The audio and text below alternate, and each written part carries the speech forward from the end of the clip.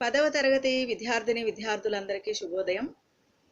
ఎవరి భాష వాళ్ళకు వినసొంపు అనే పాటల్లో డాక్టర్ సామల సదాశివ గారి అనుభవాలు, జ్ఞాపకాలని మనం తెలుసుకుంటూ ఉన్నాము. దాంట్లో భాగంగా కప్పగంతుల లక్ష్మణ శాస్త్రి గారి గురించి తెలుసుకున్నారు కదా. మరి ఈ వీడియోలో డాక్టర్ సామల సదాశివ గారు ఎవరిని స్మరించుకుంటారో చూద్దాం. ఈ పేర నేను చదువుతాను, నాతో పాటు మీరు కూడా చదవండి. మహబూబ్ నగర్ వాళ్ళ భాష తెలుగుతనం కలిగి ఉంటుంది. సురవరం ప్రతాపరెడ్డి గారిది కూడా మహబూబ్ నగర్ జిల్లానే. వారి రాతలోనూ మాటలోనూ మహబూబ్ నగర్ జిల్లా ప్రాంతీయత కనిపించేది. రెడ్డి గారి స్వగ్రామం నీళ్లు లేని ఇటిక్యాలపాడు. ఒకప్పుడు నిజాం రాజ్యంలోని రాయచూరు జిల్లాకు చెందినదే. భాషా ప్రయుక్త రాష్ట్రాలు ఏర్పడినప్పుడు రాయచూరు జిల్లాలో కొంత భాగం కర్ణాటకలో చేరిపోయింది, కొంత భాగం మహబూబ్ నగర్ జిల్లాలో కలిసిపోయింది. ఇటిక్యాలపాడు, అలంపూర్ నేడు మహబూబ్ నగర్లో ఉన్న ఒకప్పుడు రాయచూరు జిల్లాలోనివే. అలంపూర్ బ్రహ్మేశ్వరాలయాన్ని పునరుద్ధరించే కార్యక్రమంలో చురుకుగా పాల్గొన్న గడియారం రామకృష్ణ శర్మ గారు మంచి పండితులు, పరిశోధకులు, పత్రికా నిర్వాహకులు. హైదరాబాదులో ఆంధ్ర సారస్వత పరిషత్తు ఏర్పడడానికి కారకులైన కొందరు ముఖ్యుల్లో గడియారం వారొకరు. వారు నాకు అనేక విషయాలు తెలియజేసినారు కాబట్టి నాకు గురుస్థానీయులే. అయితే సామల సదాశివ గారి జ్ఞాపకాల్లోకి మహబూబ్ నగర్ జిల్లాకు సంబంధించినటువంటి తెలుగు భాష గుర్తుకొచ్చింది. ఆయన అనుకుంటున్నారు, మహబూబ్ నగర్ వాళ్ళు మాట్లాడేటటువంటి తెలుగు భాష కూడా చక్కగా తెలుగుతనం కలిగి ఉంటుంది అని. వెంటనే ఆయన జ్ఞాపకాల్లోకి సురవరం ప్రతాపరెడ్డి గారు వచ్చారు. సురవరం ప్రతాపరెడ్డి గారు మరి ఆయన మహబూబ్ నగర్ జిల్లాకు చెందిన వ్యక్తి. అయితే మనం తెలంగాణలో రాజకీయ సాంఘిక చైతన్యం అనగానే మనకు వెంటనే ఎవరు గుర్తుకొస్తారు అంటే సురవరం ప్రతాపరెడ్డి గారు గుర్తుకొస్తారు. అయితే ఈయన గోల్కొండ పత్రికను స్థాపించారు. సంపాదకుడు, రచయిత, ఇంకా ఉద్యమకారుడు కూడా. అయితే తెలంగాణలో కవులే లేరు అని కొంతమంది విమర్శిస్తే ఆ విమర్శను ఈయన సవాలుగా తీసుకుని 354 కవులతో కూడినటువంటి గోల్కొండ కవుల సంచిక అనేటటువంటి గ్రంథాన్ని, మరి కవుల యొక్క జీవిత విశేషాలన్నింటినీ సేకరించి ప్రచురించి గ్రంథ రూపంలోనే అలా విమర్శించిన వారికి సమాధానం ఇచ్చారన్నమాట. ఇంకా ఈ హైదరాబాద్ నగరంలో ట్యాంకు బండ్ పైన ఈ సురవరం ప్రతాపరెడ్డి గారి విగ్రహాన్ని కూడా ప్రతిష్ఠించడం జరిగింది. అలాంటి సురవరం ప్రతాపరెడ్డి గారిది మహబూబ్ నగర్ జిల్లా. అయితే ఆయన మహబూబ్ నగర్కి సంబంధించినటువంటి ఆ భాషని, యాసను ఉపయోగించి అక్కడ తెలుగును మాట్లాడేవారు. అయితే ఏ తెలుగుని, ఏ ప్రాంతీయ భాషను ఆయన అయితే మాట్లాడేవారో ఆయన రాతల్లోనూ కూడా, అంటే ఆయన రచనల్లో కూడా అదే ప్రాంతీయత కనిపించేదన్నమాట. అయితే ఈ రెడ్డి గారి స్వగ్రామం అంటే సొంత ఊరు. ఆ ఊరి పేరు ఏంటంటే నీళ్లు లేని ఇటిక్యాలపాడు. ఆ నీళ్లు లేని ఇటిక్యాలపాడు ఒకప్పుడు నిజాం రాజ్యంలో రాయచూరు జిల్లాలో ఉండేది. ఆ తర్వాత భాషా ప్రయుక్త రాష్ట్రాలు ఏర్పడ్డాయి. మరి భాషా ప్రయుక్త రాష్ట్రాలంటే తెలుసు కదా. అంటే ఉదాహరణకి తెలుగు భాష మాట్లాడే వారందరికీ ఒక రాష్ట్రం, అలాగే కన్నడం మాట్లాడే వాళ్ళందరికీ ఒక రాష్ట్రం, అలా కేటాయిస్తే గనక దాన్ని భాషా ప్రయుక్త రాష్ట్రాలు అంటారు.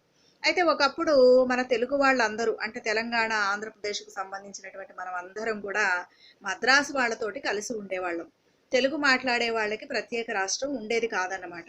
అలా ప్రత్యేక రాష్ట్రం లేకపోవడం వల్ల మరి అందరూ కూడా ఎన్నో ఇబ్బందులు పడేవారు. ఇక్కడ ఈ ప్రాంతాల్లో ఏదైనా ముఖ్యమైన పనులు జరగాలన్నా కూడా సరిగ్గా జరిగేవి కాదు. దాన్ని దృష్టిలో ఉంచుకుని ఆనాటి రాజకీయ నాయకులు చాలామంది తెలుగు మాట్లాడే వారందరికీ ఒక ప్రత్యేక రాష్ట్రం కావాలి అని ఉద్యమాలు చేయడం జరిగింది. అయితే వారిలో ముఖ్యమైన వారు ఎవరంటే పొట్టి శ్రీరాములు గారు. ఈయన 1952 అక్టోబర్ 19న ఆమరణ నిరాహార దీక్షను ప్రారంభించారు. ఆ విధంగా ఆయన 58 రోజులు నిరాహార దీక్ష చేసి ప్రాణాలని వదలడం జరిగింది. కాబట్టి ఆయన చేసినటువంటి దీక్షకు, కృషికి ప్రత్యేకంగా తెలుగు మాట్లాడే వాళ్ళందరికీ తెలుగు రాష్ట్రాన్ని ఏర్పాటు చేయడం జరిగిందనమాట. అప్పుడే తెలంగాణ ప్రాంతం వాళ్ళు, ఆంధ్ర ప్రాంతం వాళ్ళు అందరినీ కలిసి ఆంధ్రప్రదేశ్ అనేటటువంటి ఒక తెలుగు రాష్ట్రాన్ని ఏర్పాటు చేయడం జరిగింది. అయితే ఈ విధంగా భాషా ప్రయుక్త రాష్ట్రాలు ఏర్పడినప్పుడు ఈ రాయచూర్ జిల్లాలో కొంత భాగం కర్ణాటకలోకి వెళ్ళిపోయింది, ఇంకొంత భాగం మహబూబ్ నగర్ జిల్లాలోకి వెళ్ళిపోయింది. అయితే ఇటిక్యాలపాడు, అలంపూర్ ప్రస్తుతం మహబూబ్ నగర్లో ఉన్నప్పటికీ ఒకప్పుడు మాత్రం రాయచూర్ జిల్లాలోనే ఉండేవి.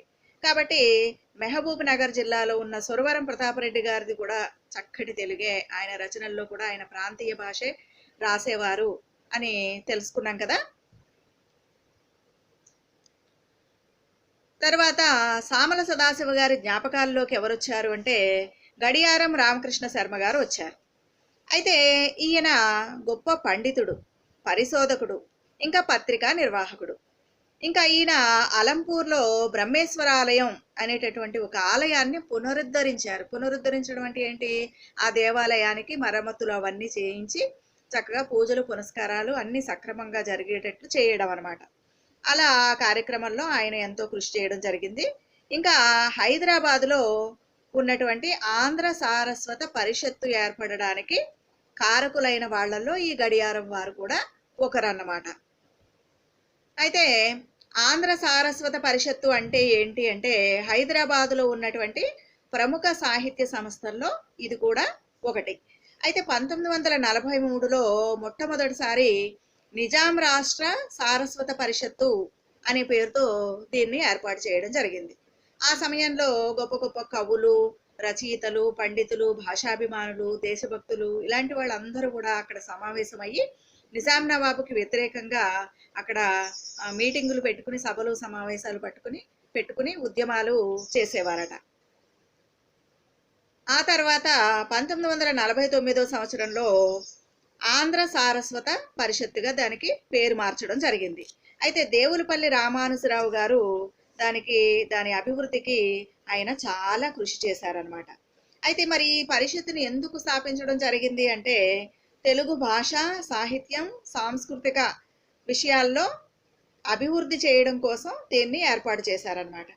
ఆ తర్వాత 2015లో ఆగస్టు 21వ తారీఖున ఈ సంస్థ పేరును తెలంగాణ సారస్వత పరిషత్తుగా మార్చడం జరిగింది.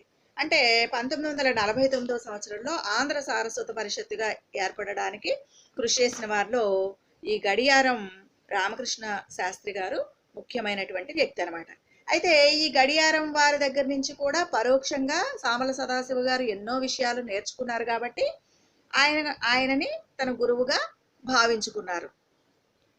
ఇప్పుడు తర్వాత పేరా చదువుతాను, నాతో పాటు మీరు కూడా చదవండి. నల్గొండ జిల్లా తెలుగు కూడా సొంపైనదే. మహబూబ్ నగర్, నల్గొండ జిల్లాలకు చెందిన ఎందరో కవులు, కథకులు, పత్రికా విలేకరులు హైదరాబాదులో ఉన్నారు. 50 ఏళ్ల కిందటి వరకు నల్గొండలోని ఏదో ఆశ్రమంలో అంబటిపూడి వెంకటరత్నం గారు అనే కవిగారు ఉండేవారు. వత్సలుడు మొదలైన రమ్యమైన కావ్యాలు ఎన్నో రాసినారు వారు. ఆంధ్ర సారస్వత పరిషత్తు నిర్మాతల్లో కొందరు వారి శిష్యులు. పరిషత్తు నిర్వహించే పరీక్షల్లో అంబటిపూడి వారి ఏదో ఒక కావ్యం, కప్పగంతుల వారి సంక్షిప్త వ్యాకరణం సిలబస్లో ఉండేవి. నేను వారి గ్రంథాలు చదివినాను గాని వారి పరిచయం పొందలేదు. వారు కూడా వేలూరు వారి శిష్యులే. వేలూరు వారి ఏకలవ్య శిష్యున్నయి. నేను ఏమి నేర్చుకున్నానో ఇప్పుడు అంతగా గుర్తులేదు గాని ఇదిగో ఈ మాత్రం రాయగలుగుతున్నాను. మరి తర్వాత సామల సదాశివ గారి జ్ఞాపకాల్లోకి ఎవరు వచ్చారు అంటే నల్గొండ జిల్లాకు సంబంధించినటువంటి కవులు. ఆయన ఏమంటారంటే నల్గొండ జిల్లా తెలుగు కూడా సొంపైనదే అంటే అది కూడా అందంగానే ఉంటుంది అని ఆయన ఆ భాషని గుర్తు తెచ్చుకోవడం జరిగింది. అయితే అప్పట్లో నల్గొండ జిల్లాకు చెందినటువంటి చాలా మంది కవులు, కథకులు, ఇంకా పత్రికా విలేకరులు హైదరాబాదులో ఉండేవారట. అయితే 50 సంవత్సరాల క్రితం నల్గొండలో ఒక ఆశ్రమంలో అంబటిపూడి వెంకటరత్నం గారు అనే ఒక కవి గారు ఉండేవారు. ఆయన వత్సలుడు అనే పేరుతోటి చాలా అందమైనటువంటి ఒక కావ్యాన్ని రాశారు. మరి ఆంధ్ర సారస్వత పరిషత్తు నిర్మించడానికి కృషి చేసిన వారిలో కొంతమంది ఈ అంబటిపూడి వెంకటరత్నం గారికి శిష్యులు అన్నమాట. అయితే ఈ ఆంధ్ర సారస్వత పరిషత్తు తరపున తెలుగుకు సంబంధించి కొన్ని పరీక్షలు నిర్వహించేవారు. మరి ఆ పరీక్షలకి ఏమి సిలబస్ ఇచ్చేవారు అంటే అంబటిపూడి వెంకటరత్నం గారు రాసినటువంటి ఏదో ఒక కావ్యాన్ని ఇచ్చేవారు. ఇంకా కప్పగంతుల లక్ష్మణ శాస్త్రి గారు రాసినటువంటి వ్యాకరణాన్ని కూడా వారికి సిలబస్గా ఇచ్చేవారు అనమాట. అయితే ఈ అంబడిపూడి వెంకటరత్నం గారితోటి సామల సదాశివ గారికి ప్రత్యక్షంగా పరిచయం లేదు.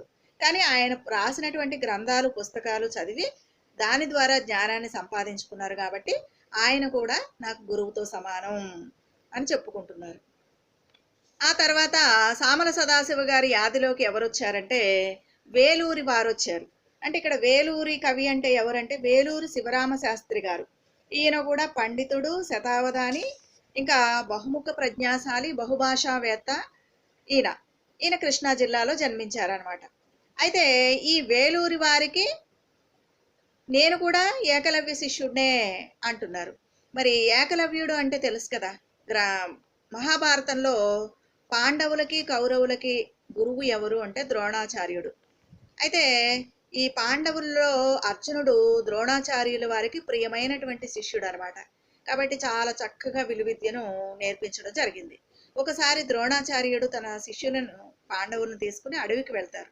అయితే అడవిలో ఒక గిరిజన బాలుడైనటువంటి ఏకలవ్యుడు అనే ఒక అబ్బాయి ద్రోణాచార్యుల వారి దగ్గరికి వచ్చి, నాకు విలువిద్య అంటే చాలా ఇష్టం, నాకు కూడా నేర్పించండి గురువు గారు అని చెప్తాడు, అని అడుగుతాడు.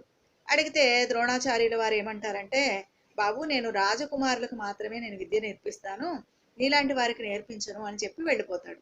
దాంతో ఏకలవ్యుడు ఒక ద్రోణాచార్యుల వారి రూపాన్ని మనసులో ముద్రించుకుని దాని సహాయంతో మట్టితోటి ఆయన విగ్రహాన్ని తయారు చేసుకుని, ఆయన బొమ్మను తయారు చేసుకుని ఆయన్ని గురువుగా భావించి రోజు పూజించుకుని తనకు తానుగానే ధనుర్విద్యను సాధన చేస్తాడు. అర్జునుడితో సమానమైనటువంటి విలుకాడిగా తయారవుతాడు అనమాట. అంటే ఎవరైనా సరే ఎవరినైనా తన గురువుగా భావించుకుని పరోక్షంగా విద్యను నేర్చుకున్నట్లయితే అలాంటి వాళ్ళని ఏకలవ్యుడు అని పిలుస్తారనమాట. కాబట్టి ఈ వేలూరు శివరామ శాస్త్రి గారితో ఈయనకి ప్రత్యక్షంగా పరిచయం లేకపోయినా ఆయన గ్రంథాలు, పుస్తకాలు చదివి పరోక్షంగా జ్ఞానాన్ని సంపాదించాను కాబట్టి ఆయనకి నేను ఏకలవ్య శిష్యుడినే అని చెప్పుకుంటున్నారు.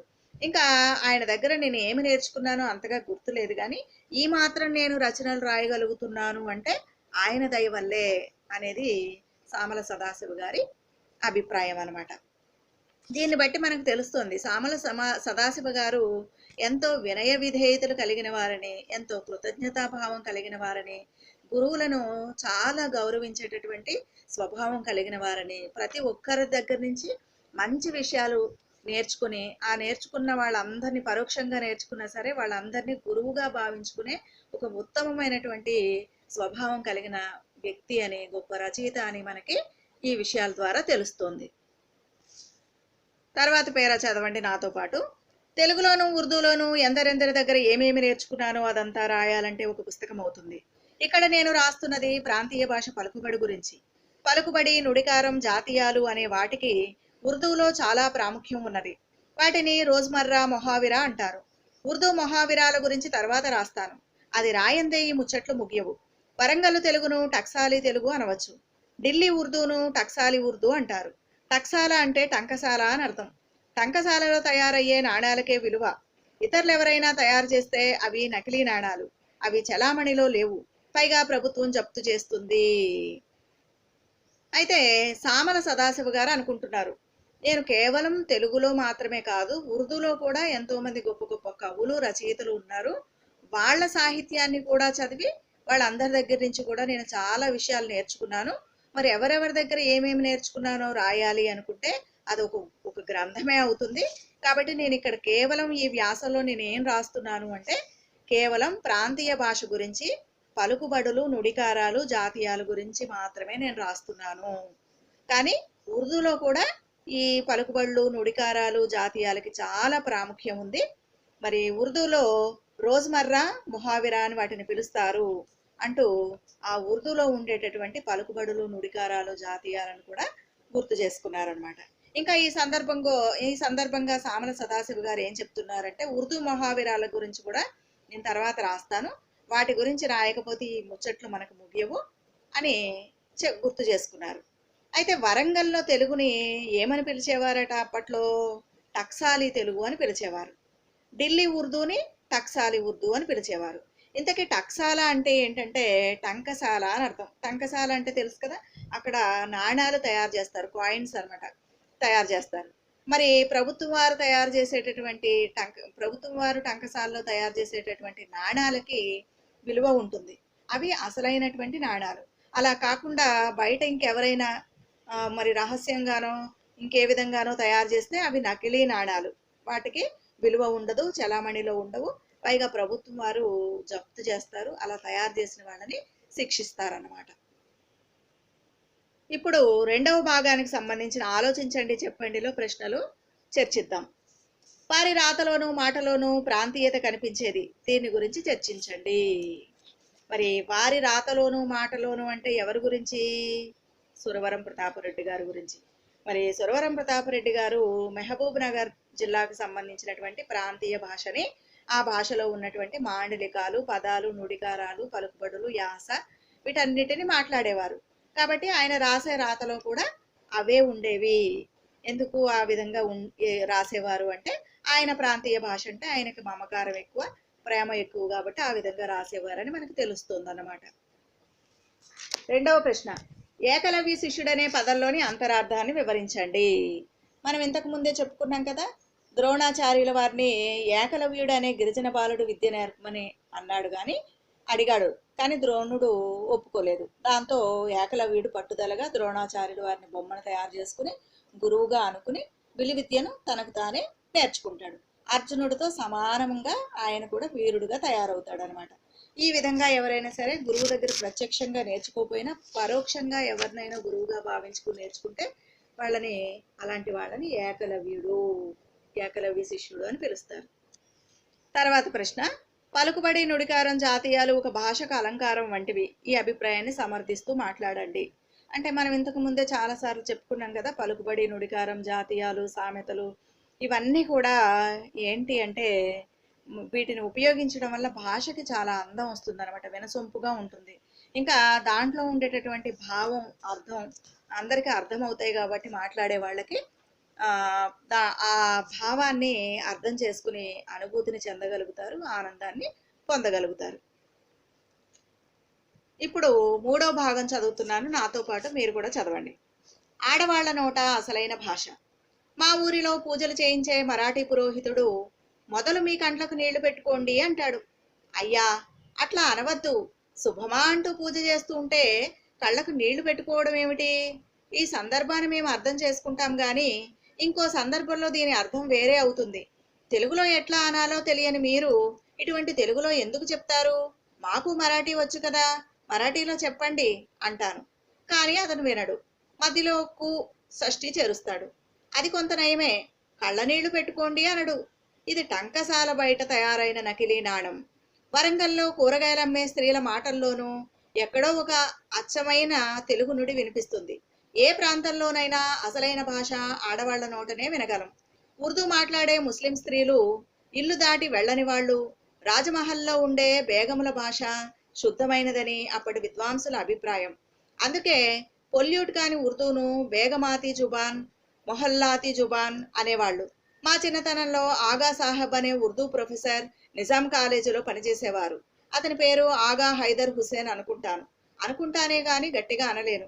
అతడు గంటలు ఢిల్లీ బేగమాతి జుబాన్లో ప్రసంగించేవాడు. అయితే ఇంతకు ముందు భాగంలో మనం టక్సాల తెలుగు, టక్సాల ఉర్దూ అంటే ఏంటో మనం ఇప్పుడు దీంట్లో తెలుసుకుందాం. సామల సదాశివ గారి ఊర్లో ఒక మరాఠీ పురోహితుడు ఉండేవాడు. అతనికి తెలుగు అంతంత మాత్రంగానే వస్తుంది. కాబట్టి అతను పూజలు, పురోహితుడు అంటే తెలుసు కదా, అయ్యగారు అంటాము, పంతులు గారు అంటాము, పూజలు అవి చేయిస్తూ ఉంటారు కదా. అయితే అలా పూజలు చేయడానికి వచ్చినప్పుడు మొదలు మీ కండ్లకు నీళ్లు పెట్టుకోండి అనేవారట. అంటే సాధారణంగా పూజలు చేయించేటప్పుడు పూజలో భాగంగా నీళ్లను తడి అద్దుకుని కళ్ళు తుడుచుకోమంటారు నీళ్లతోటి. ఆ మాట ఆయనకే అనడం రాక మొదలు మీ కళ్ళకు నీళ్లు పెట్టుకోండి అనేవాడట. అంటే కళ్ళకు నీళ్లు పెట్టుకోండి అంటే మన తెలుగులో ఏంటి అర్థం? కళ్ళ నీళ్లు పెట్టుకోవడం అంటే ఏడవడం అని అర్థం అనమాట. అయితే సామల సదాశివ గారు అనేవారట, శుభమాని మేము పూజ చేసుకుంటూ ఉంటే మీరు కళ్ళకి నీళ్లు పెట్టుకోండి అంటున్నారు ఏంటండి? ఏదో మీరు మాట్లాడే తెలుగు మాకు అర్థమవుతుంది కాబట్టి మేము తప్పుగా అనుకోవట్లేదు. ఇంకో సందర్భంలో ఎప్పుడైనా మీరు ఇలాంటి మాటలు మాట్లాడితే తప్పుగా అర్థం చేసుకుంటారు. మరి మీకు తెలుగు సరిగ్గా మాట్లాడడం రానప్పుడు ఎందుకు తెలుగులో మాట్లాడతారు? మాకు మరాఠీ వచ్చు కదా, మీరు మరాఠీలోనే చెప్పండి ఏదైనా చెప్పాలనుకుంటే అనేవారట. కానీ ఆయన వినేవాడు కాదట. కాబట్టి ఆయన ఎప్పుడు పూజ చేసినా మీ కళ్ళకు నీళ్లు పెట్టుకోండి అని అనేవారు అనమాట. అయితే ఇలాంటి తెలుగుని ఏమంటారు అంటే టంకసాల బయట తయారైన నకిలీ నాణం. అంటే టంకసాల, ప్రభుత్వం వారి టంకసాలలో తయారైన నాణాలన్నీ కూడా అసలైన నాణాలు, వాటికి విలువ ఉంటుంది. మరి బయట ఎవరైనా దొంగతనంగా తయారు చేస్తే వాటిని నకిలీ నాణాలు అంటాం. కాబట్టి ఈయన మాట్లాడేది స్వచ్ఛమైన తెలుగు కాదు కాబట్టి టంకసాల బయట తయారైనటువంటి నకిలీ నాణంతో సమానం అన్నమాట. మరి టంకసాలలో తయారైన నాణం లాంటి భాష మరి ఎవరు మాట్లాడేవారట? వరంగల్లో కూరగాయలు అమ్మే స్త్రీలు మాట్లాడేవారంట ఒకప్పుడు వరంగల్ ప్రాంతంలో కూరగాయలు అమ్మేటటువంటి స్త్రీల నోట వెంట అచ్చమైన తెలుగు నుడికారాలు వినిపించేవాట. ఇంకా ఇళ్లల్లో ఉండేటటువంటి ఆడవాళ్ళ నోట కూడా అచ్చమైనటువంటి తెలుగు భాష వినిపించేది.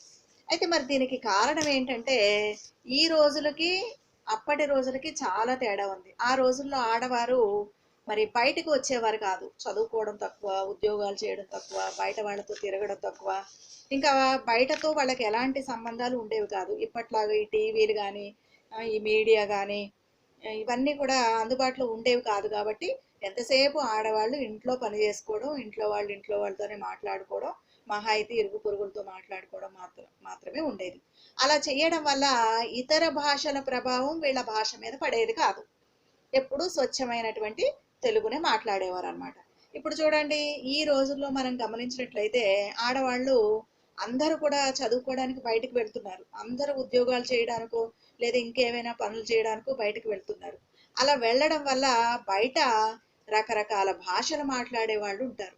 వాళ్ళ మాటల ప్రభావం అంతా కూడా ఎంతో కొంత వీళ్ళ మీద పడుతుంది. పడి ఆ తెలుగులో కొన్ని ఇంగ్లీష్ పదాలు వాడడం, కొన్ని ఉర్దూ పదాలు వాడడం, కొన్ని హిందీ పదాలు వాడడం, ఇట్లా జరుగుతుంది అనమాట. అలాగే ఇతర భాషల పదాలు కలిసినప్పుడు అది ఆ భాష ఏమవుతుంది, నకిలీ నాణంలాగా అయిపోతుంది అనమాట, పొల్యూట్ అయిపోతుంది అనమాట. కాబట్టి ప్రస్తుతం ఇప్పుడు మనం మాట్లాడే భాష అంతా కూడా స్వచ్ఛమైన భాష కానే కాదు. కొన్ని ఇంగ్లీష్ పదాలు, ఉర్దూ పదాలు, హిందీ పదాలు కలిపేసి మరి స్వచ్ఛమైనటువంటి ఆ నుడికారాలు, జాతీయాలు, సామెతలు వాడడం అనేది చాలా వరకు తగ్గిపోయిందనమాట. కాబట్టి ఒకప్పుడు వరంగల్లో కూరగాయలు అమ్మేటటువంటి ఆడవాళ్ళు, ఇంకా ఇళ్లల్లో ఉండేటటువంటి ఆడవాళ్ళు చాలా స్వచ్ఛమైనటువంటి ప్రాంతీయ తెలుగు భాషని మరి జాతీయాలు, నుడికారాలు, పలుకుబడులు, సామెతలు ఉపయోగిస్తూ చక్కగా మాట్లాడేవారు. వాళ్ళది టంకసాలలో తయారైనటువంటి నాణం లాంటి స్వచ్ఛమైన తెలుగు అని వారిని గుర్తు చేసుకున్నారు సామల సదాశివ గారు. అదేవిధంగా ఆ రోజుల్లో ఉర్దూ మాట్లాడేటటువంటి ముస్లిం స్త్రీలు వారు కూడా ఇల్లు దాటి బయటకు వచ్చేవారు కాదు. ఇంకా రాజమహల్లో ఉండేటటువంటి బేగములు వాళ్ళు కూడా స్వచ్ఛమైనటువంటి ఉర్దూ మాట్లాడేవారు. మరి ఈ విధంగా పొల్యూట్ కాని ఉర్దూని బేగమాతీ జుబాన్ లేదా మొహల్లాతీ జుబాన్ అని అప్పట్లో పిలిచేవారు. అయితే సామల సదాశివ గారి చిన్నతనంలో ఒక ఉర్దూ ప్రొఫెసర్ నిజాం కాలేజీలో పనిచేసేవారు. ఆయన పేరు ఆగా హైదర్ హుసేన్. అతను గంటలు ఢిల్లీ బేగమాతీ జుబాన్లో ప్రసంగించేవాడు. అంటే చాలా స్వచ్ఛమైనటువంటి ఉర్దూని మాట్లాడేవారు అనమాట. అంటే స్వచ్ఛమైన తెలుగు, స్వచ్ఛమైన ఉర్దూ అంటే అర్థం ఏంటంటే వాళ్ళ ప్రాంతీయానికి సంబంధించినటువంటి యాస ఉంటుంది. ఇంకా వాళ్ళు మాట్లాడే మాటల్లో జాతీయాలు, సామెతలు, నుడికారాలు, పలుకుబడులు ఇవన్నీ కలగలిపి ఉంటాయి. కాబట్టి ఆ భాషకి చాలా అందం అనేది వస్తుందన్నమాట. తర్వాత పేర నాతో పాటు మీరు చదవండి. వరంగల్ తెలుగు గురించి మాట్లాడుతున్నాను కదా. ఒక సంవత్సరం పెద్ద కాళోజీ వర్ధంతి సభలో పాల్గొన్నాను. సాధారణంగా కాళోజీ ఇంట జరిగే వర్ధంతి, జయంతి సభల్లో పాల్గొనేవాడిని. నాకు పిలుపు వచ్చేది, లేదా నేనే వెళ్ళేవాడిని. ఆ సభల్లో చిన్నపాటి కవి సమ్మేళనం, చిన్నపాటి ఉర్దూ ముషాయిరా, కొన్ని ప్రసంగాలు జరిగేవి. తర్వాత అక్కడికి 2-3 గాయకులు వాద్యాల మీద షాద్ గజళ్లు వినిపించేవారు. పెద్ద కాళోజీ ఉర్దూ కవి, కలం పేరు షాద్. నేను వెళ్ళేటప్పటికి సాహిత్రి మిత్రమండలి కవులు తమ కవితలు వినిపిస్తున్నారు. ఆ సాహిత్య సభకు రిటైర్డ్ డిప్యూటీ కలెక్టర్ అధ్యక్షులై ఉన్నారు. వారెవరో నాకు తెలియదు. అక్కడ అందరూ తెలుగు విద్వాంసులుండగా, అందరూ యూనివర్సిటీ ఆచార్యులుండగా ఒక రిటైర్డ్ రెవెన్యూ ఆఫీసర్ అధ్యక్షత వహించడం ఏమిటి అనుకున్నాను. కాళోజీలకి ఆప్తుడేమో అనుకున్నాను. రెవెన్యూ వాళ్లకు తెలుగు సాహిత్య సభల్లో అధ్యక్షత వహించే అర్హత లేదు అని అనుకునేవాడిని కాను నేను. ఉత్తమ కవితలు కథలు రాసిన రెవెన్యూ పోలీసు శాఖల ఆఫీసర్లను ఈ యాది శీర్షిక కిందే ప్రస్తావించి ఉన్నాను. నేను ప్రస్తావించిన వాళ్ళు అనేకులు. అందుకే కవి సమ్మేళనం తర్వాత అధ్యక్షుల వారు లేచి మాట్లాడినారు. అచ్చమైన వరంగల్లు ప్రాంతీయ తెలుగులో సంస్కృత పదాలను అంతగా ఆశ్రయించకుండా, ఇంగ్లీషు ఉర్దూ పదాల జోలికి అంతగా వెళ్లకుండా తమ మనసులోని భావాలను వెల్లడించినారు. తర్వాత నన్ను మాట్లాడమన్నారు. అధ్యక్షుల వారి కల్తీ లేని తెలుగు విన్న తర్వాత తెలుగులో మాట్లాడే సాహసం చెయ్యలేను, ఉర్దూలోనే మాట్లాడతాను అని మాట్లాడే 4 మాటలు ఉర్దూలోనే మాట్లాడినాను. అధ్యక్షుల వారిలాగానే కల్తీ లేని వరంగల్లు తెలుగు మాట్లాడే ఆచార్యులు కొందరున్నారు అక్కడ. ఇతరులు ఉన్నారు. వార్తాపత్రికల్లో కొన్నాళ్ళు ఉర్దూ కవుల గురించి రాసినాను. ఇప్పుడు యాది రాస్తున్నాను. ఆ కాలం నుంచి నా రచనలు చదువుతున్న గుంటూరు విద్వాంసులు అడ్వకేట్ ఉప్పలూరి గోపాలకృష్ణ శర్మ గారు నా వ్యాసాలు బాగున్నాయని జాబులు రాస్తున్నారు. తరచుగా మీ వ్యాసాల్లో తెలంగాణ ప్రాంతీయ భాష కనిపిస్తూ ఉన్నది. మీరు ఆ ప్రాంతం వారేనా, మా ప్రాంతానికి ఎప్పుడైనా రాలేదా అని ప్రశ్నిస్తూ ఉంటారు. వారు ఏ ఉద్దేశంతో అట్లా ప్రశ్నిస్తారో తెలియదు కానీ అది నాకు ప్రశంసగానే భావిస్తాను. తెలంగాణలోనే ఉంటూ ఆంధ్ర ప్రాంతం వాళ్ళు కూడా చదివేటట్లు రాస్తున్నానంటే విశేషమే కదా. సామల సదాశివ గారికి పెద్ద కాళోజీ గారు గుర్తుకొచ్చారు. అంటే ఈ కాళోజీ గారు కూడా వరంగల్లో పుట్టి పెరిగినటువంటి కవి అనమాట. అయితే వరంగల్ తెలుగు గుర్తొచ్చింది. వరంగల్ తెలుగులో మరి టక్సాల తెలుగు, అది చాలా స్వచ్ఛమైన తెలుగు మాట్లాడతారు అక్కడ అని గుర్తు చేసుకున్నారు కదా. అయితే ఒకసారి పెద్ద కాళోజీ వర్ధంతి సభ జరిగింది. మీకు జయంతి వర్ధంతి అంటే తేడా తెలుసు కదా. జయంతి అంటే పుట్టినరోజు, వర్ధంతి అంటే చనిపోయిన రోజు అనమాట. అలా కాళోజీ గారు చనిపోయిన రోజు ఆ వర్ధంతి సభలో అందరితో పాటు ఈయన్ని కూడా పిలిచారు. ఆ సమయంలో ఆ సభలో ఏం చేసేవారంటే ఎప్పుడు కవి సమ్మేళనం ఏర్పాటు చేసేవారు. కవి సమ్మేళనం అంటే తెలుసు కదా.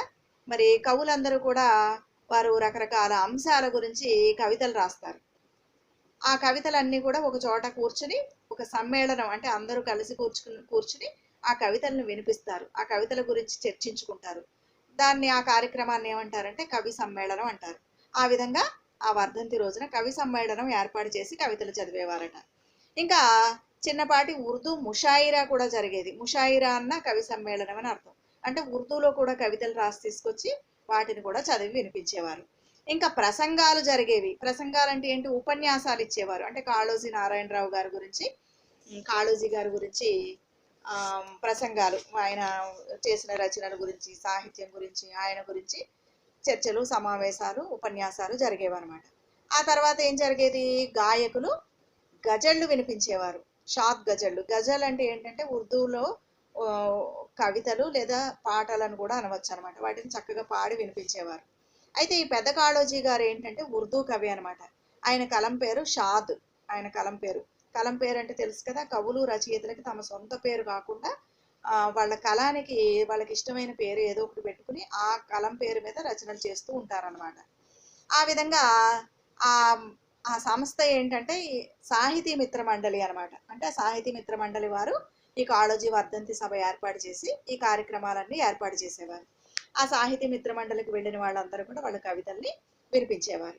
అయితే ఆ సాహితీ మిత్ర మండలి వారు ఏర్పాటు చేసినటువంటి ఆ సభకి ఒక రిటైర్డ్ డిప్యూటీ కలెక్టర్ అధ్యక్షుడుగా ఏర్పాటు చేశారు. అది చూసి ఈ సామల సదాశివ గారు చాలా ఆశ్చర్యపోయారు. ఇక్కడ ఎంతమంది తెలుగు పండితులు ఉన్నారు, యూనివర్సిటీలో పనిచేసినటువంటి తెలుగు ఆచార్యులు ఉన్నారు, తెలుగు భాషాభిమానులు ఉన్నారు, కవులు ఉన్నారు, రచయితలు ఉన్నారు. ఈ తెలుగు వాళ్ళందరినీ వదిలిపెట్టి ఒక రిటైర్డ్ రెవెన్యూ ఆఫీసర్ని అధ్యక్షుడిగా పెట్టడం ఏంటి అనుకుని, ఒకవేళ ఈయన కాళోజీ గారికి బాగా తెలిసిన వాడో దగ్గర వాడోనేమో, అందుకే ఈయన్ని అధ్యక్షుడిగా పెట్టారు అని అనుకున్నారు. అంటే ఈయన ఉద్దేశం రెవెన్యూ వాళ్ళకి సాహిత్య సభల్లో అధ్యక్షత వహించే అర్హత లేదు అని కాదు అర్థం. అలా అనుకుంటే ఈయన ఉత్తమ కవితలు కథలు రాసినటువంటి ఎంతో మంది రెవెన్యూ డిపార్ట్మెంట్కి సంబంధించిన వాళ్ళు, పోలీస్ ఆఫీసర్లు, వాళ్ళందరి గురించి యాది అనే శీర్షిక కింద ఎన్నోసార్లు ఈయన వారి గురించి రాయడం జరిగింది. ఇంకా రాయని వాళ్ళు కూడా ఇంకా ఎంతమంది ఉన్నారు. కాకపోతే ఏంటంటే తెలుగు తెలిసిన వాళ్ళు ఉన్నారు కదా ఇక్కడ, ఆయన ఎందుకు పెట్టారు అని ఒక సందేహం సామల సదాశివ గారి మనసులోనికి వచ్చింది. ఆ తర్వాత అందరూ మాట్లాడడం అయిపోయిన తర్వాత చివరిగా అధ్యక్షుల వారు మాట్లాడతారు కదా, అధ్యక్షులు ఎవరు, రిటైర్డ్ రెవెన్యూ ఆఫీసర్, ఆయన వచ్చి మాట్లాడారు, ఉపన్యాసం ఇచ్చారు. అయితే ఆయన ఎలా మాట్లాడారట, అచ్చమైన వరంగల్ ప్రాంతీయ తెలుగులో మాట్లాడారు. అంటే సంస్కృత పదాలు వాడకుండా, ఇంగ్లీష్ పదాలు వాడకుండా, ఉర్దూ పదాల జోలికి పోకుండా చాలా స్వచ్ఛమైన అచ్చమైన తెలుగుని, వరంగల్ తెలుగుని మాట్లాడారు. అంటే దీన్ని బట్టి మనకి ఏం తెలుస్తుంది, ఆ వరంగల్ జిల్లాకు సంబంధించినటువంటి యాస ఆయన భాషలో ఉంది అని, ఆ ప్రాంతానికి సంబంధించిన జాతీయాలు, నుడికారాలు, పలుకుబడులు, సామెతలు ఉన్నాయి అని మనం అర్థం చేసుకోవాలన్నమాట. అలా ఉంటేనే అది అచ్చమైన స్వచ్ఛమైన ప్రాంతీయ భాష. ఇక ఆయన మాట్లాడడం అయిపోయిన తర్వాత సామల సదాశివ గారిని మాట్లాడమన్నారు. సామల సదాశివ గారు మాట్లాడే ముందు ఏం చెప్పారంటే, ఆయన మాట్లాడిన తీరు చూసి సామల సదాశివ గారు చాలా ఆశ్చర్యపోయారు.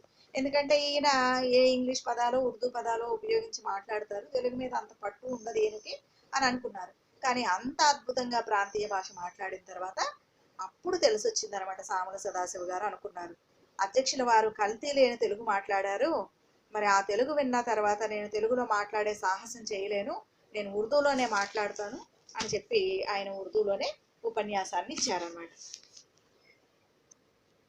ఇంకా ఆ సభలో ఆ అధ్యక్షుల వారిలాగానే కల్తీ లేని వరంగల్ తెలుగే ఆచార్యులు కూడా కొంతమంది ఆ సభలో పాల్గొనడం జరిగింది. అయితే సామల సదాశివ గారు అప్పుడప్పుడు వార్తాపత్రికల్లో ఉర్దూ కవుల గురించి కూడా రాసేవారు. అప్పట్లో ఆ రచనలు చదువుతున్నటువంటి గుంటూరుకు సంబంధించినటువంటి విద్వాంసులు అడ్వకేట్ ఉప్పలూరి గోపాలకృష్ణ శర్మ గారు, మీ వ్యాసాలు చాలా బాగుంటాయి, మీరు చాలా బాగా రాస్తారు అని చెప్పి సామల సదాశివ గారికి ఉత్తరాలు రాసేవారు అనమాట. ఇంకా ఆయన ఏమని ప్రశ్నించేవారు, మీ వ్యాసాల్లో తెలంగాణ ప్రాంతీయ భాష కనపడుతుంది, మీరు తెలంగాణ ప్రాంతం వారా, మరి మా ఆంధ్ర ప్రాంతానికి ఎప్పుడైనా వచ్చారా అని ప్రశ్నిస్తూ ఉండేవారు అనమాట. అయితే ఆయన ఏ ఉద్దేశంతో అలా ప్రశ్నిస్తున్నారో సామల సదాశివ గారికి తెలియకపోయినా మరి దాన్ని ప్రశంసగానే పొగడ్తగానే భావిస్తున్నాను, నా రచనలు ఆయనకి నచ్చినాయి అనుకునే నేను భావిస్తున్నాను అని చెప్పి సామల సదాశివ గారు ఏమనుకుంటున్నారంటే, తెలంగాణలో ఉంటూ ఆంధ్ర ప్రాంతం వాళ్ళు కూడా నా రచనలు చదువుతున్నారు అంటే అది విశేషమే కదా, ఎంతో కొంత నేను చక్కగా రాస్తున్నట్టే అర్థమే కదా అని తన యాదిలో ఈ విషయాల్ని గుర్తు చేసుకున్నారు. ఇప్పుడు 4వ భాగం నాతో పాటు మీరు కూడా చదవండి. ఇంతకాలం తెలంగాణ సీమోల్లంఘనం చేసి తిరుపతి వెంకన్నను కూడా చూడకపోతే, గత మార్చిలో మాత్రం కారా మాస్టర్ గారి ఆజ్ఞను తిరస్కరించలేక 3 రోజుల కోసం విశాఖకు, శ్రీకాకుళానికి వెళ్ళి వచ్చినాను. అక్కడి ప్రాంతీయ తెలుగు అందం వేరే. గద్య పద్య సాహిత్యం ప్రచారంలో ఉన్నంతకాలం ఎక్కడి తెలుగైనా ఒక్కటే. వ్యావహారిక భాష వ్యాప్తిలోకి వచ్చిన తర్వాతనే ఈ ప్రాంతీయ భాషలు, మాండలిక భాషలును. నేను ఒకప్పుడు పుస్తకాలు, వ్యాసాలు గ్రాంధిక భాషలో రాసిన వాడినే. అవి ఇప్పుడు నాకే రుచించవు. గ్రాంధిక భాష రాసే కాలంలో పిల్లలకు తెలుగు చెప్పే పంతులు కనుక వ్యవహారికవాదులతోనే గొంతు కలిపేవాణ్ణి. ఉర్దూ, మరాఠీ పిల్లలు తమ ఇంట్లో మాట్లాడే భాషనే బళ్ళో చదువుతూ ఉంటే, తెలుగు పిల్లల ఇంట్లో మాట్లాడే భాష వేరు, బళ్ళో చదివే భాష వేరు. ఘోరమనిపించేది. ఈ వ్యవహారికం వచ్చిన తర్వాత తెలుగు పిల్లలు కూడా మరాఠీ, ఉర్దూ పిల్లల్లాగా ఇళ్లల్లోనే మాట్లాడే భాషనే బళ్ళల్లో చదువుతున్నారు. అయితే మాండలిక భేదాలు అటుంచి ప్రాంతీయ భేదాలను సరిచేసుకోలేకపోతున్నాం. సరి చేసుకోవాలంటే తొలగించడము కాదు, దిద్దుకోవడము కాదు, అన్ని ప్రాంతాల పలుకుబళ్లను ఇప్పుడు తెలుగు అనుకుంటున్న భాషలో కలుపుకోవడం. ప్రాంతీయ భాష ప్రజల వ్యవహారంలో ఉన్నది. ఇందులో పండితుల, రాజకీయ నాయకుల ప్రమేయం లేదు. ఈ నడుమ ఏదో టీవీ ఛానల్లో తెలుగులోనే రాయండి, తెలుగే మాట్లాడండి అని చెప్పడం జరుగుతున్నది. ఇది విన్నప్పుడల్లా నేను 2 ప్రశ్నలు వేసుకుంటాను, ఏ తెలుగు, ఎక్కడ తెలుగు అని.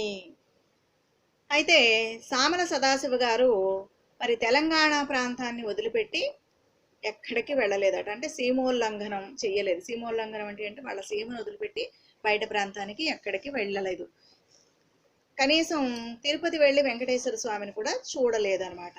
అయితే కారా మాస్టర్ గారు అంటే కాళీపట్నం రామారావు గారు, ఈయన ఉపాధ్యాయులు, రచయిత, విమర్శకుడు. ఈయన ఒకసారి విశాఖపట్నం వెళ్ళి రావచ్చు కదా, శ్రీకాకుళానికి వెళ్ళి రావచ్చు కదా అని పదే పదే చెప్తూ ఉంటే ఆయన ఆజ్ఞను తీసేయలేక సామల సదాశివ గారు ఒక 3 రోజులు విశాఖపట్నం, శ్రీకాకుళానికి వెళ్ళారనమాట.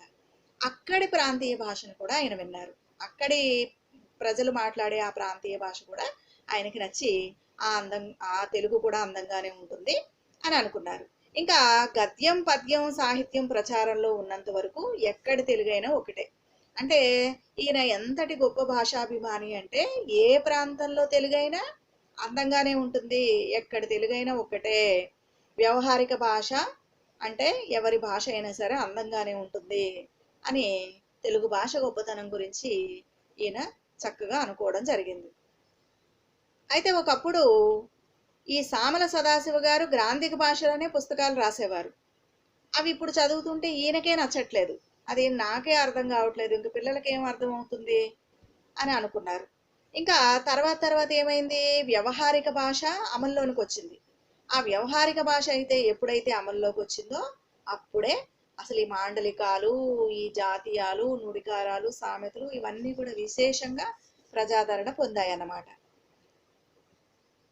మరి గ్రాంధిక భాషలో పుస్తకాలు రాసేటటువంటి కాలంలో సామల సదాశివ గారు పిల్లలకి తెలుగు భాష నేర్పించే తెలుగు ఉపాధ్యాయుడు. అందుకని ఆ గ్రాంధిక భాష మాకే అర్థం కావట్లేదు, ఇంక పిల్లలకి ఏం అర్థం అవుతుంది, కాబట్టి వ్యవహారిక భాషలోనే రచనలు ఉండాలి, పుస్తకాలు ఉండాలి, చదువు ఉండాలి అని చెప్పి ఎవరైతే ఉద్యమాలు చేసేవారో వాళ్ళతో పాటు ఈయన కూడా గొంతు కలిపేవారు అనమాట. ఇంకా ఉర్దూ మరాఠీ పిల్లలు మాత్రం వాళ్ళ ఇంట్లో ఏ భాష అయితే మాట్లాడుతున్నారో అదే భాషని ఉర్దూ మీడియంలో స్కూల్లో కూడా వాళ్ళు చదువుకునేవారు. కానీ తెలుగు పిల్లలకు అలా ఉండేది కాదు. ఇంట్లో మాట్లాడే భాష ఒకటైతే పాఠశాలకు వచ్చిన తర్వాత గ్రాంధిక భాష చదవాల్సి వచ్చేదన్నమాట. అయితే ఒక్కొక్క ప్రాంతానికి చెందిన ఒక్కొక్క మాండలికం ఉంటుంది. అక్కడ ఆ ప్రాంతానికి సంబంధించిన నుడికారాలు, జాతీయాలు, సామెతలు ఇవన్నీ కూడా వేరువేరు ఉంటాయి. మనం ఈ భేదాలు సవరించుకోవాలి, ప్రాంతీయ భేదాలు సవరించుకోవాలి. మరి సవరించుకోవడం అంటే తొలగించుకోవడం కాదు, దిద్దుకోవడం కాదు. అన్ని ప్రాంతాల్లో ఉన్నటువంటి పలుకుబళ్ళు, జాతీయాలు, సామెతలు వీటన్నిటిని కూడా తెలుగు భాషలో కలుపుకోవాలి. తెలుగు భాష అన్నాక ఎక్కడిదైనా తెలుగు భాషే. ఏ ప్రాంతంలో ఎవరు ఎలా మాట్లాడినా అదంతా తెలుగుతో సమానమే. కాబట్టి ఒకరి భాషని, ఒకరి యాసని కించపరుచుకోకూడదు. మా యాస బాగుంది, మేము మాట్లాడే యాస బాగుంది, మీ యాస బాగాలేదు, తర్వాత మీ నుడికారాలు జాతీయాలు బాగాలేదు, మా నుడికారాలు జాతీయాలు బాగున్నాయి అని అనుకోకూడదు. ఎందుకు అనుకోకూడదు, మీరు మాట్లాడేది తెలుగే, మేము మాట్లాడేది తెలుగు, అన్ని ప్రాంతాల్లోనూ తెలుగు భాషనే మాట్లాడుతున్నాం కాబట్టి మనుషుల్లో తేడాలున్నా మరి మనుషులందరూ ఒక్కటే అనే విధంగా తెలుగు భాషలో యాసలు, నుడికారాలు, జాతీయాల్లో తేడాలున్నా తెలుగు భాష అన్నాక ఒక్కటే ఉంటుంది. కాబట్టి అన్ని రకాల పలుకుబాడల్ని, జాతీయాలను, నుడికారాలను తెలుగులో కలుపుకోవాలి, అన్నిటినీ సమానంగా గౌరవించాలి అని ఈ సందర్భంగా సామల సదాశివ గారు మనకు చెప్తున్నారు. దీనికోసం రాజకీయ నాయకుల అవసరం ఏం మనకు లేదు. ప్రజలందరం కలిసి ప్రతి తెలుగుని ఆదరించాలి, గౌరవించాలి అని సామల సదాశివ గారి అభిప్రాయం. అయితే టీవీ ఛానల్లో అప్పుడప్పుడు యాంకర్స్ చెప్తూ ఉంటారు, తెలుగులోనే రాయండి, తెలుగే మాట్లాడండి అని. అది విన్నప్పుడల్లా సామల సదాశివ గారు తనను తాను 2 ప్రశ్నలు వేసుకుంటారట. ఏ తెలుగు, ఎక్కడ తెలుగు అని. ఎందుకంటే ఆంధ్ర ప్రాంతంలోనూ ఉన్న జిల్లాలన్నింటిలోనూ తెలుగు మాట్లాడతారు, తెలంగాణ ప్రాంతంలో ఉన్న అన్ని జిల్లాల్లోనూ తెలుగు మాట్లాడతారు. ఒక్కొక్క జిల్లాల్లో ఒక్కో ప్రాంతాన్ని బట్టి ఆ తెలుగు భాషలో యాస మారిపోతుంది, జాతీయాలు, నుడికారాలు, సామెతలు ఇవన్నీ మారిపోతూ ఉంటాయి. కాబట్టి మరి ఏవి తెలుగు మాట్లాడాలి, ఎక్కడ తెలుగు మాట్లాడాలి అనేది ఈయనకి సందేహం అన్నమాట. తర్వాత పేర చదవండి. ఉర్దూ సాహిత్యంలో పండితుల పారసీ సమాసాల కంటే ప్రజల పలుకుబడికే ప్రాధాన్యమని రాసినాను కదా. ఉర్దూ కవుల్లో అగ్రగణ్యుడైన కవి మీర్ తక్మీర్. అతని కవిత గంభీర భావ భరితమైన భాష ప్రజల పలుకుబడిలోంచి వచ్చిన సహజ సుందరమైనది. ఎవరో అతన్ని అడిగారట, ఉస్తాద్, పారసీ, అరబ్బీ, ఉర్దూ భాషల్లో సాటిలేని పండితులు కదా మీరు, ఢిల్లీ ప్రజల పలుకుబడిని ఎలా పట్టుకున్నారు అని. శుక్రవారం ఢిల్లీ జామే మసీద్ మెట్ల మీద కూర్చుంటాను. ఆ మెట్ల మీదనే అటు ఇటు వరుసగా ఫకీర్లు, బిచ్చగాళ్ళు, బిచ్చగత్తులు కూర్చుండి ఏవేవో మాట్లాడుకుంటూ ఉంటారు. అవన్నీ శ్రద్ధగా వింటాను. నమాజు చదవడానికి ఎందరో వస్తూ ఉంటారు, పోతూ ఉంటారు, మాట్లాడుకుంటారు, అవి వింటాను. అలా ప్రజల పలుకుబడిని, జాతీయాలను నేర్చుకున్నాను.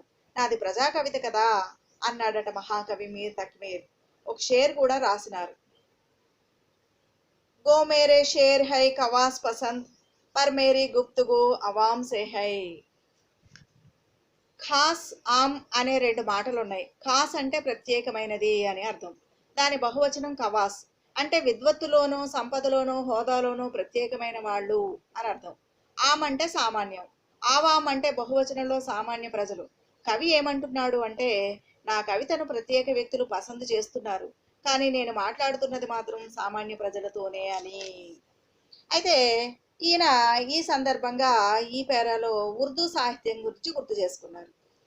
ఉర్దూ కవుల్లో అగ్రగణ్యుడు అంటే చాలా పేరు పొందినటువంటి గొప్ప కవి ఎవరంటే మీర్ తక్మీర్ అనేటటువంటి అటువంటి కవి గారు.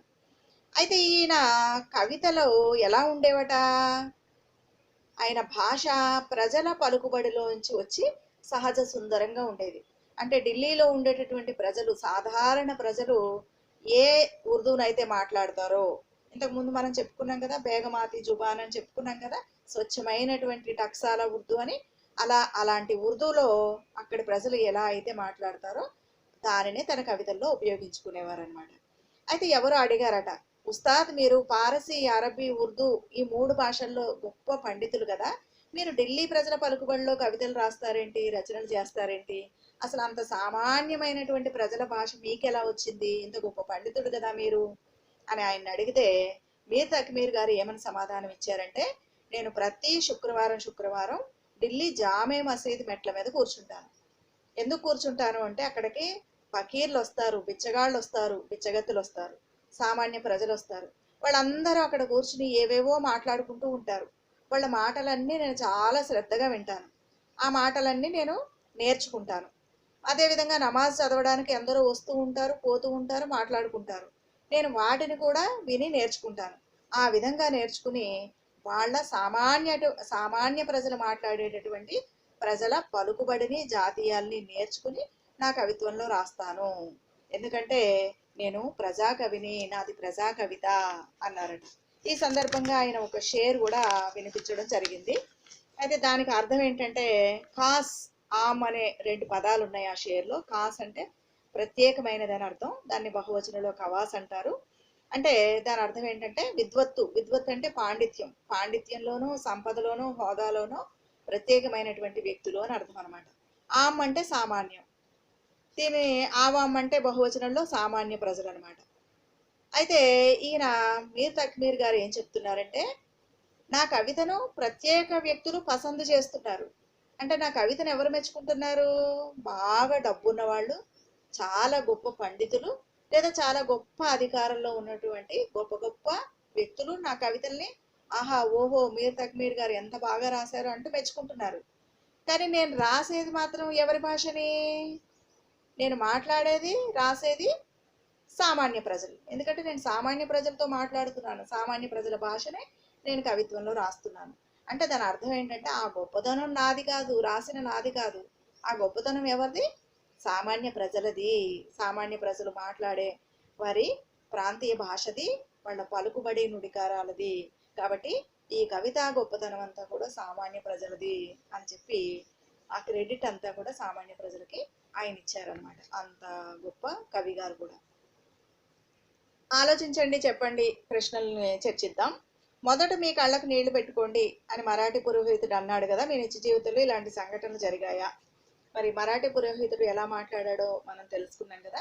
ఇలాంటి సంఘటనలు మీ జీవితంలో ఏమన్నా జరిగాయేమో గుర్తు చేసుకోండి. అలాగే ఏ ప్రాంతంలోనైనా ఆడవాళ్ల భాష, అసలైన భాష ఆడవాళ్ల నోటనే వినగలం, దీన్ని సమర్థిస్తూ చర్చించండి అంటే మనం ఇంతకు ముందే ఎక్స్ప్లెయిన్ చేసుకున్నాం కదా. ఒకప్పుడు ఆడవారు ఇంట్లోనే ఉండేవారు కాబట్టి బయట వారితో ఎక్కువ సంబంధాలు ఉండేవి కాదు కాబట్టి, ఇతర భాషల ప్రభావం వాళ్ళ భాష మీద ఉండేది కాదు కాబట్టి స్వచ్ఛమైనటువంటి తెలుగుని మాట్లాడేవారు అన్నమాట. అలాగే కవి సమ్మేళనం అంటే ఏంటో మీకు తెలుసా? ఎప్పుడైనా మీరు కవి సమ్మేళనంలో పాల్గొన్నారా? అనుభవం చెప్పండి అని. కవి సమ్మేళనం అంటే మనం చెప్పుకున్నాం కదా, కవులందరూ వాళ్ళు రాసిన కవితలతోటి ఒక చోట సమావేశమయ్యి ఆ కవితలు చెప్పుకుని చర్చించుకుంటారు. కాబట్టి మీరు ఎప్పుడన్నా అలాంటి సభల్లో పాల్గొన్నారా? ఒకవేళ పాల్గొనకపోతే ఆ సభలకి వెళ్ళడం అలవాటు చేసుకోండి, కవితలు రాయడం అలవాటు చేసుకోండి.